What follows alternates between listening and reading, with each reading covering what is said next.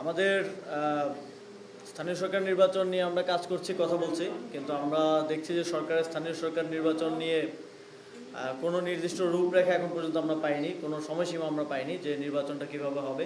আমরা আশা করব যে সরকার দ্রুত সময়ের মধ্যে, যেহেতু ধাপে ধাপে স্থানীয় সরকার নির্বাচন হয়, তাহলে একটা টাইমলাইন আমাদেরকে দেওয়া যায় এই সময়ের মধ্যে সিটি কর্পোরেশন, এই সময়ের মধ্যে উপজেলা, এভাবে নির্বাচনটা হবে। এখন পর্যন্ত তারা যেটা বলছেন অতি দ্রুত, এখন দ্রুত তো 5 বছর হইতে পারে, 5 মাসও হইতে পারে।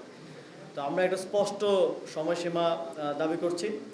আমরা দেখছি যে যাদেরকে প্রশাসক হিসেবে বসানো হয়েছে তারা প্রশাসকের পদে বসে থেকে ভোট চাচ্ছেন, এবং সিটি কর্পোরেশনের প্রশাসকের কাজ নগরকে পরিষ্কার পরিচ্ছন্ন রাখা, কিন্তু তারা পোস্টার দিয়ে পুরো নগরের সকল দেয়াল ভরে ফেলেছেন।